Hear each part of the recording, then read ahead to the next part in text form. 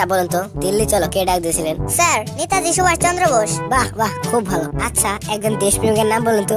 অনেকেই তো আছে, যেমন মহাত্মা গান্ধী। বাহ বাহ, খুব সুন্দর। আচ্ছা বলুন তো, ভারত কবে স্বাধীন হয়? স্যার, ভারত 1942 সালে স্বাধীন হব করতে করতে শেষে 1947 সালের 15 আগস্ট স্বাধীন হয়। খুব সুন্দর। এটাই লাস্ট প্রশ্ন। বলুন তো, আকাশে কতগুলো তারা আছে? স্যার, এখনো সেটা জানা যায়নি, তবে বিজ্ঞানীরা এটা নিয়ে গবেষণা করছে। এবার আপনি আসতে পারেন। ভাই আপনাকে কি কি প্রশ্ন করছে? প্রশ্নগুলো আমার তো মনে নেই, কিন্তু উত্তরগুলো হচ্ছে নেতাজি সুভাষচন্দ্র বোস। অনেকেই তো আছে, যেমন মহাত্মা গান্ধী। 1942 সালে হব করতে করতে শেষে 1947 সালের 15 আগস্ট। এখনো জানা যায়নি, তবে বিজ্ঞানীরা এটা নিয়ে গবেষণা করছে।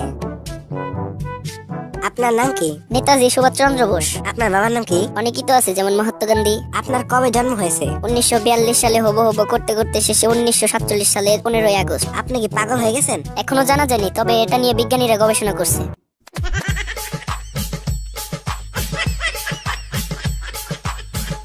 আপনাকে আমি 10টি প্রশ্ন করব যা পানির মতো সহজ, অথবা একটি প্রশ্ন করব যা লোহার মতো কঠিন। উত্তর দেওয়ার আগে ভালো করে ভেবে দেখুন আপনি কোন প্রশ্নের উত্তর দিতে চান, সহজ 10টি নাকি কঠিন একটি। আমি কঠিন একটি প্রশ্নের উত্তর দিতে চাই। তাহলে বলুন কোনটি প্রথমে আসে, দিন না রাত? দিন প্রথমে আসে স্যার। কিভাবে?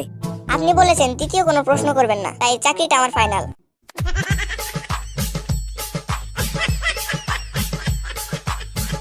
একজন মানুষ কিভাবে 8 দিন না ঘুমিয়ে থাকতে পারে? কোনো সমস্যাই নেই, সে রাত্রে ঘুমাবে। একটি দেওয়াল বানাতে 8 জন লোকের যদি 10 ঘন্টা সময় লাগে, তাহলে 4 জন লোকের কতক্ষণ সময় লাগবে? কোনো সময় লাগবে না, কারণ 10 জন লোক সেই দেওয়ালটি ততক্ষণে তৈরি করে ফেলবে।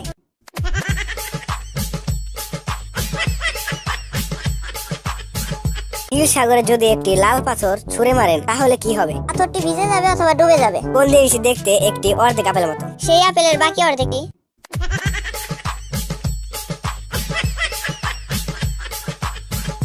এক হাতে একটি হাতিকে কিভাবে উপরে তুলবেন? এক হাতে আটবে এমন হাতিকে জীবনেও খুঁজে পাবেন না। কংক্রিটের মেঝেতে ডিম ফেলবেন কিন্তু ফাটবে না, কিভাবে করবেন এটা? কংক্রিটের মেঝে অনেক শক্ত, তাই ফাটার কোনো আশঙ্কাই নেই।